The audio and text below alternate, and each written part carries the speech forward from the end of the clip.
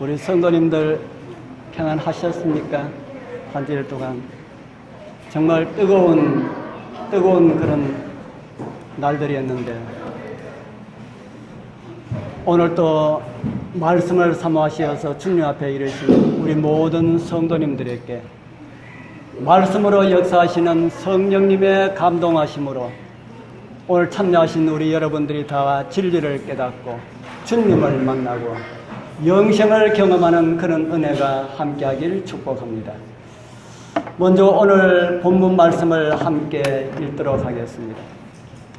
마태복음 14장 31절에서 32절에 기록된 말씀입니다. 우리 같이 읽겠습니다. 예수께서 즉시 손을 내밀어 저를 붙잡으시며 가라사대 믿음이 적은 자여 왜 의심하였느냐 하시고 배에 함께 오르며 바람이 그치는지라. 저는 지난번에 몇 번의 시간을 통하여서 우리가 왜 예수님을 믿는가, 그 예수님을 믿는 이유를 제가 몇 차례로 말씀을 드렸습니다. 오늘 다시 예수님을 믿는 이유 중에 하나를 말씀의 제목으로 택하였습니다. 나를 도우실 수 있는 분이시기 때문에 예수님을 믿는다. 우리말 속담에 믿는 도끼에 뭐가 찍힌다는 말이 있습니다. 네, 믿는 도끼에 발등이 찍힌다. 우리 여러분들 믿다가 발등 찍힌 일이 있었습니까? 그런데 예수님 믿다가 예수님께 발등 찍힌 분 있습니까? 저는 제가 군에 제대하고 예수님을 다시 믿게 된 그때부터 지금까지 한 번도 예수님 믿다가 발등 찍힌 그런 일이 없습니다. 여러분들도 오늘 말씀을 통하여서 나를 도와주시는 그런 분, 나를 도와주시는 분, 예수가 계시다는 사실을 오늘 분명하게 깨닫게 되는 그런 은혜가 있길 바랍니다. 여러분들도 주변에 여러분들 도와주시는 그런 분들이 많이 계십니까? 제가 장유에 있을 때 우리 교회에 나오시는 한 분이 이야기를 하시는데 자기 집안에 좀 성공하신 분이 계시는데 그분은 자기 집안의 아이들 대학 들어갈 때마다 대학 학자금을 대준다는 이런 이야기를 들었습니다. 참 감사한 일입니까? 우리 이곳에 이제 고등학교 2학년 이제 내년 한 해만 지나면은 3학년에 들어가는데 대학에 들어가는데 우리 학생들은 이 재정에 관하여서 많이 생각을 하지 않기 때문에 잘 모르지만은 어렵고 힘든 자들은 아이들 학자금 때문에 참 많이 고생하시는 그런 분들이 있습니다. 우리 여러분들 가정은 어떤지 모르겠습니다. 그런데 그 어렵고 힘든 그 가운데 대학 들어갈 때에 누가 대학 자금을, 학자금을 이렇게 대주는 이런 분이 있다 하면은 좀 힘이 날까요? 좀 좋겠습니까? 예.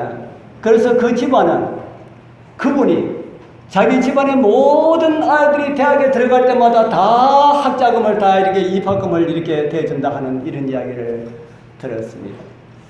정말 오늘처럼 이렇게 메마른 사회에 기감이 되는 그런 이야기라는 생각이 듭니다. 우리 여러분들 주변에도 이런 사람들이 좀 많이 있었으면 좋겠습니다.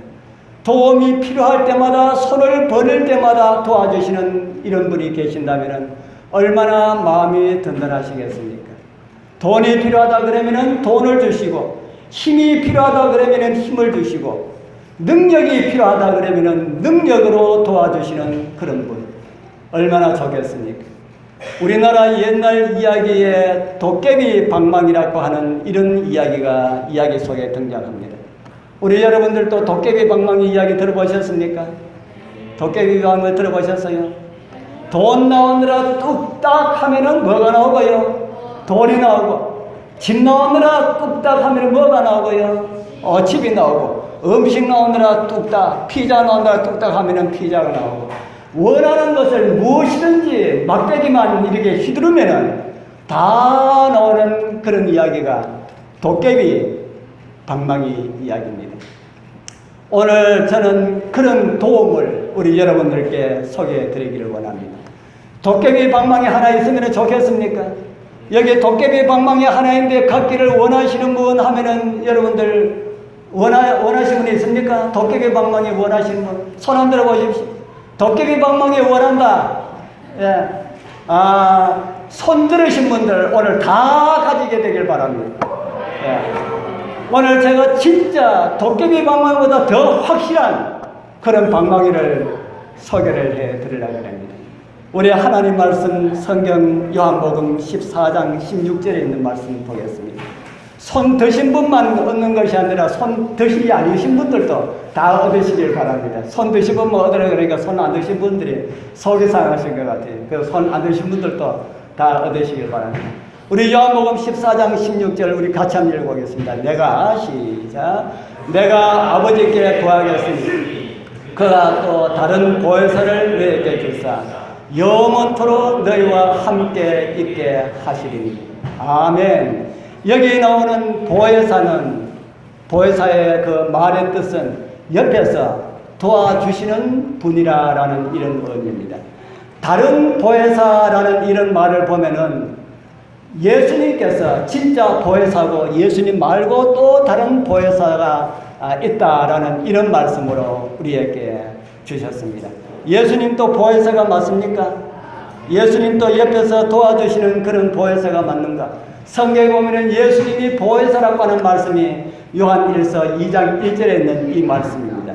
여기 보면은 우리에게 대언자가 있으니 곧 의로우신 예수 그리스도라고 말씀하시는데 여기라는 이 대언자가 우리 성경을 번역하신 분들이 조금 약간 이렇게 빼떡하게 이렇게 번역했습니다. 이 말씀의 원어는 보혜사입니다. 우리에게 보혜사가 있으니 곧 의로우신 예수 그리스도라고 하는 것이 진짜 바른 번역입니다. 우리 예수님께서 제자들과 함께 있을 때에 제자들을 많이 도와주었어요. 정말 음식 없을 때는 음식을 이적으로 베풀어 주셨고 안전병기를 일으켜 주셨고 눈먼 봉사를 낫게 해주셨고 죽은 사람을 불러내셨고 이만하면은 도깨비 방망이보다 더 낫습니까? 도깨비 방망 죽은 사람 살리라 뚝딱 하면은 살았다는 그 이야기가 내가 못 들었어요. 집 나오느라 뚝딱 하면은 집에 나왔다 하는데 죽은 사람 살리라 뚝딱 하면은 죽은 사람 살렸다는 이런 이야기를 제가 못 들었어요. 그래서 우리에게 있는 대언자 예수 그리스도는 도깨비 방망보다 더 월등하게 더 뛰어나신 그런 분이시라. 그런데 또 우리를 도와주신 분이 또 있다고 말합니다. 우리 이사야 41장에 보면은 이런 말씀이 있습니다. 이는 나 여호와 너희 하나님이 내 오른손을 붙들고 내게 이르기를 두려워 말라. 그 다음에 어떤 말씀이 있습니까? 내가 같이 읽겠습니다. 내가 우리 빨간 표현하는 것만 시작. 내가 너를 도우리라. 아멘. 누가 우리를 도와주신다고요? 누가 우리를요? 하나님께서 우리를 도와주신다. 그렇게 말씀을 하셨습니다. 구약 성경에 말씀하시는 여호와 하나님의 말씀에 내가 너를 도우리라. 이 말씀들을 보면은 하늘에서 우리를 도와주시는 분이 누가 있다고 합니까? 제가 지금까지 열거해 드렸는데 하늘에서 우리를 도와주시는 분이 어떤 분이 계시다고요? 제일 첫 번째로 예수님, 또 두 번째로 누가 계신다고 했습니까? 누가? 하나님. 아멘. 우리 아이들만 입에내요. 우리 세 번째 또 누가 계신다고요? 예, 성령님. 이렇게 삼위일체 하나님께서 우리를 도와주시기 위하여서 기다리고 계신다.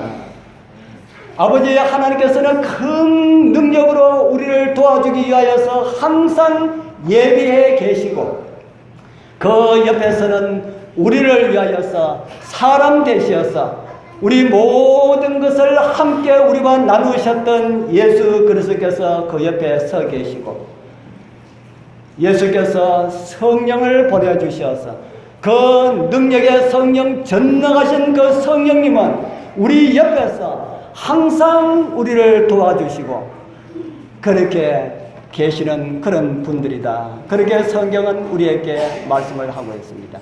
이 말씀을 우리가 좀 더 이해를 돕기 위하여서 인간의 입장에서 말씀을 한다면, 내 옆에는 왕의 권세를 가진 분이 항상 나를 떠나지 않고 내 옆에서 호위하고 계시고요. 어떤 일이 있다면 그분은 즉각적으로 청와대로 연락해서 어떠한 도움이라도 다 줄 수 있도록 그렇게 기다리고 계시고요. 청와대에서는 항상 우리에게 길을 열어놓고 우리의 연락을 기다리시는 왕의 권세를 가지신 분이 계시고요. 어떤 요구를 할지라도 다 들으시는 그분께서 왕의 보좌에 앉아 계신다.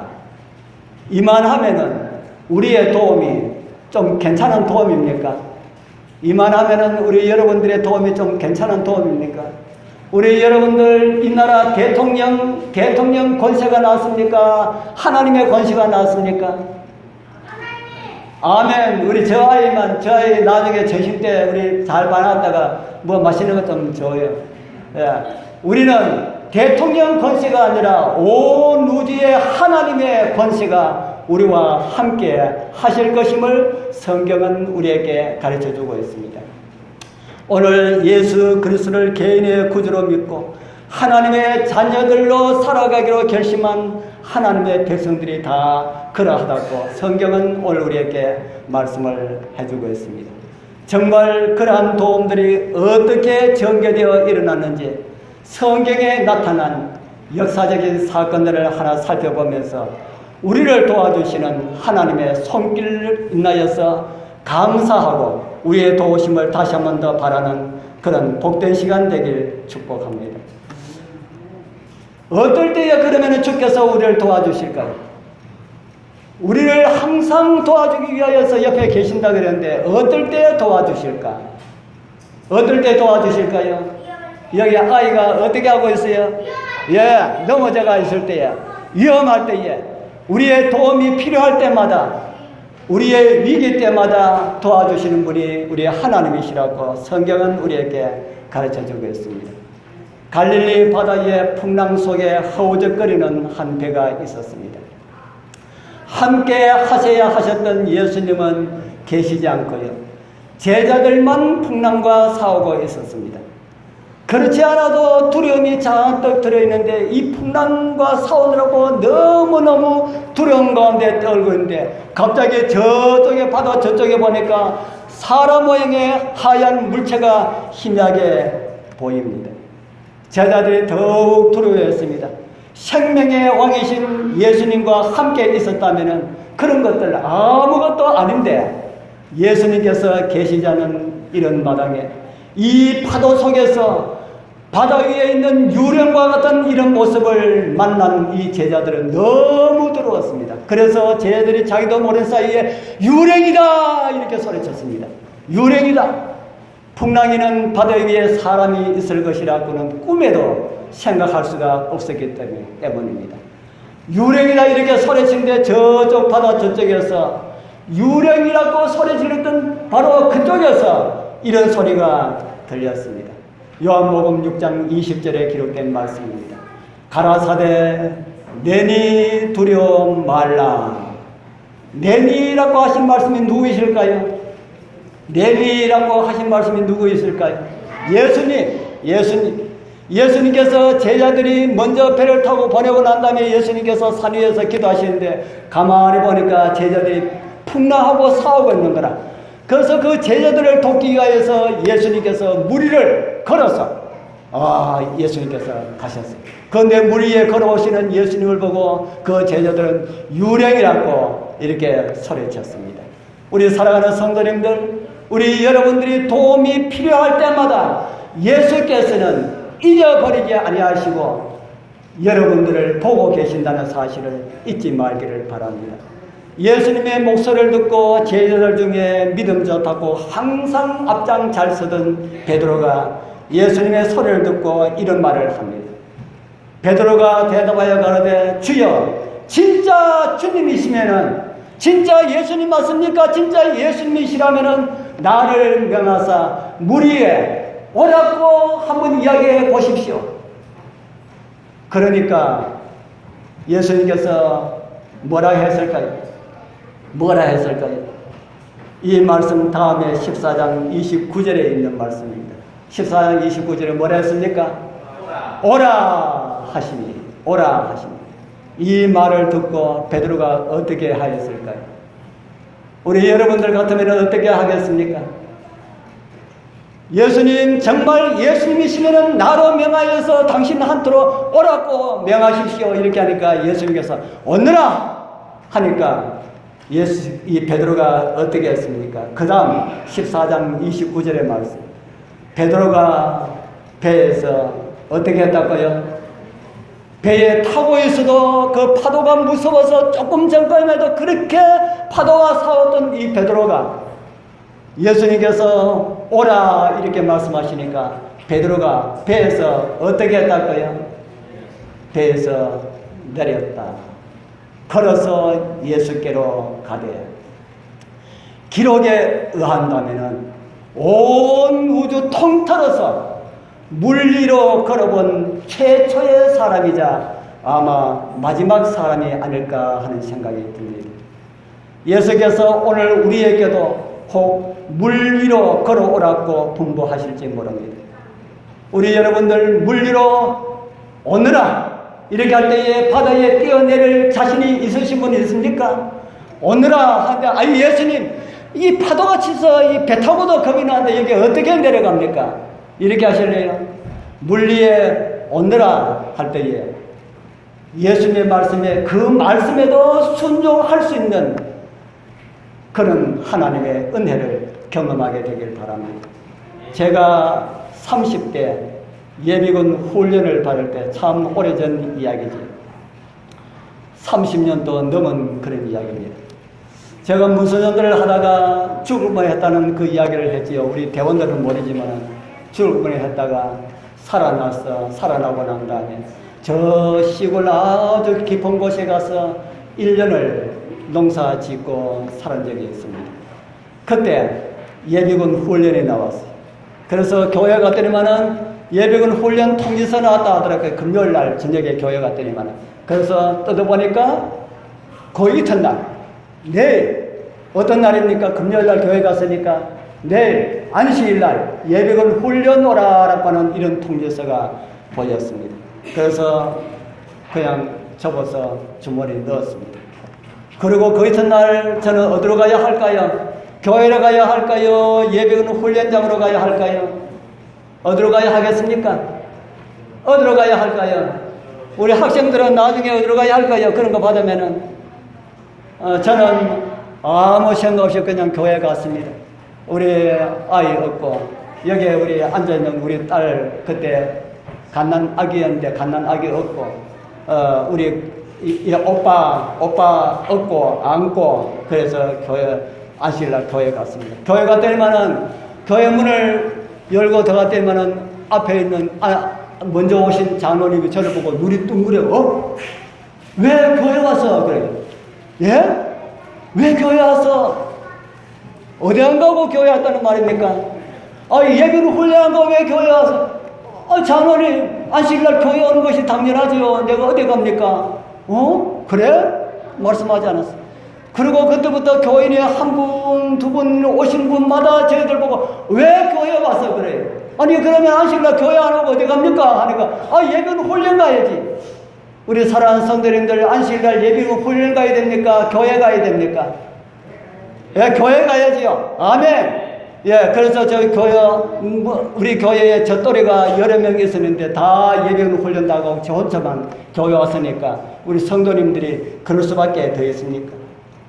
그런데 우리 예비군 소대장이 제 고향 제 선배였어요. 그래서 내가 교회 안 가는 줄 알고 나를 불러요. 그리고 갔더니만은 막걸리 한 대값만 더 그래요. 왜? 하니까 그러면은 안 와도 온 걸로 해줄게. 그래요. 안 해. 그랬어요. 안 해. 저 막걸리 한 대값만 주면은 안 온 걸로 해줄게. 내가 하나님 있는 백성이 술 받아주는 것도 하나님께서 금하신 일이고 내가 출석도 안 했는 거 가짜 이름 불러가지고 나는 이름이라도 안식일날 내가 그곳에 참석했다 하는 거 나 그거 싫어. 그러지만은 너희들은 상당히 고맙지만은 나 사양한다. 안 갔습니다. 그래서 내가 예배로 훈련 안 가서 교인들에게도 이상한 사람 되었고 동네 선배한테도 이상한 사람 되었어요. 뭐 또 훈련 또 나올 건데 뭐 그렇게 있었습니다. 그런데 한 달 있다가 보충 훈련이 왔습니다. 안 가면은 안 간 사람 보충 훈련 나옵니다. 보충 훈련 나왔는데 금요일날 또 교회가 되면은 훈련 나왔다 하면서 통지서를 줘요.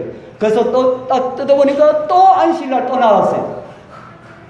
어떻게 해야 됩니까? 또 안식일날 나왔으니까 또 뭐 안식일날 나왔으니까 또 잡혀고 또 교회로 왔습니다.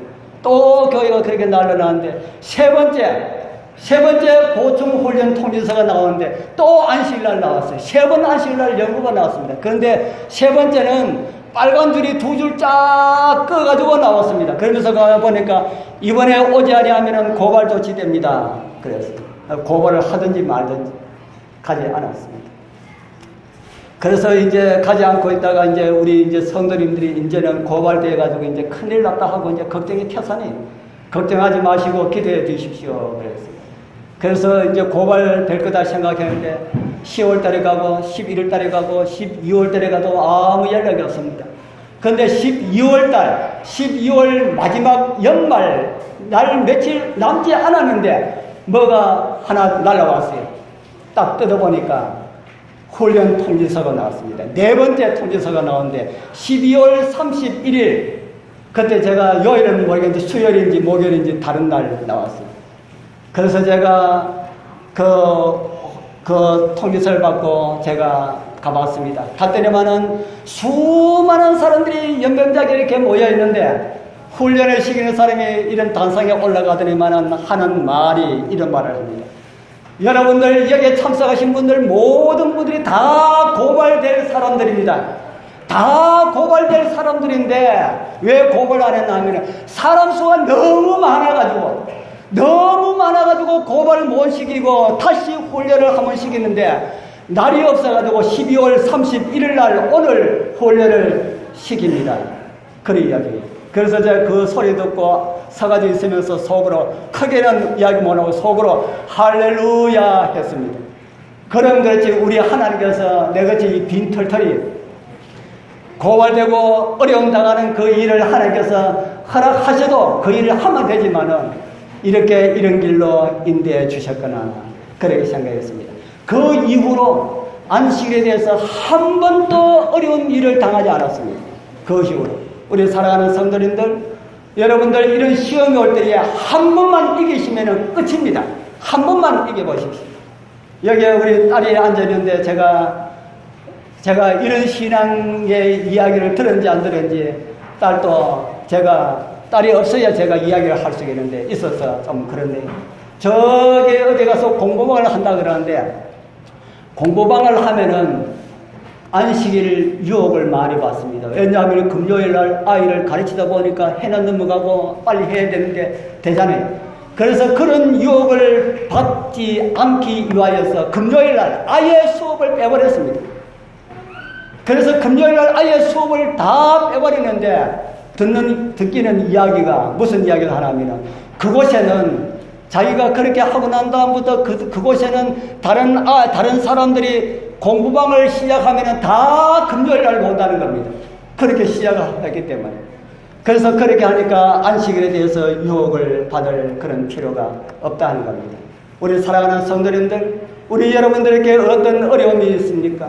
물리로 걸어놓고 하시는 하나님의 음성에 순종하면은 나에게 유익이 됩니다. 그러나 순종하지 못하면은 그 시험에 낙제생이 되든지 아니면 똑같은 시험을 다시 반복해서 받게 된다는 것이 제가 살아오면서 느꼈고 터득한 그런 것입니다. 우리 사는 성도님들이시여 말씀에 순종하면은 더 영광스러운 그런 계획을 하나님께서 펼치심을 잊지 마시기를 바랍니다. 이제 물리를 그런 베드로의 그 다음 이야기를 보겠습니다. 성경은 이렇게 기록하고 있습니다. 같이 한번 읽어보겠습니다. 바람을 시작. 바람을 보고 무서워 빠져가는지라 소리질러 가로되 주여 나를 구원하소서 하니 끝까지 걸어가지 못하고 베드로는 뭐하고 말았습니까? 베드로는 뭐하고 말았어요? 물에 빠지고 말았지. 끝까지 걸어갔으면 얼마나 좋겠습니까? 우리 여러분들도 끝까지 걸어가지 못하고 빠진다고 해서 낙심할 그런 필요가 없습니다. 성경은 무엇을 보고 무서워 빠져가는지를 합니까? 무엇을 보고요? 바람을 보고, 바람을 보고. 폭풍과 같은 바람 보면은 두려움이 생깁니까? 폭풍과 같은 바람이 불어오는 걸 보면은 두려움이 생길까요? 그와 마찬가지로 파도하고 같이 치는 것을 보면은 두려움이 생깁니다. 그런데 왜 바람을 보았을까? 왜 파도를 보았을까 하는 겁니다. 예수님 보고 걸어가면 됐을 텐데 왜 그 파도를 보고 바람을 보고 무서워서 빠져들어갔을까 하는 겁니다. 예수님만 보면은 아무것도 안 보입니다. 예수님만 바라보고 가면은 옆에 파도가 치든지 바람이 불든지 아무것도 보이지 않는데 그 눈을 예수님께서 돌리면은 갑자기 세상에 파도가 보이고 바람이 보이고 친구가 보이고 공부 잘하는 사람이 보이고 좋은 대학에 간 사람들이 보이고 그렇게 한다 이 말입니다. 우리 사랑하는 성도님들이시여 살아가면서 우리도 예수님께 눈을 돌리게 되면은 세상의 거센 파도가 나를 집어 삼킬 듯한 그런 기세로 우리에게 달려오는 것을 보이게 될 것입니다.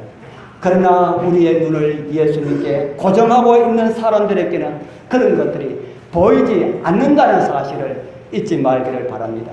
날마다 순간마다 예수님께 눈을 고정하게 되길 바랍니다.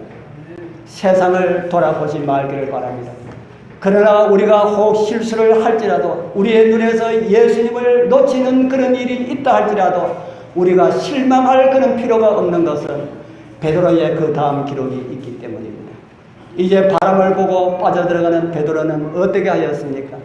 주여 나를 구원하소서. 어떻게 빠져가는 사람이 이런 말을 할 수가 있습니까? 여러분들 물에 빠져도 우리나라 옛날 속담에 또 어떤 속담이 있습니까?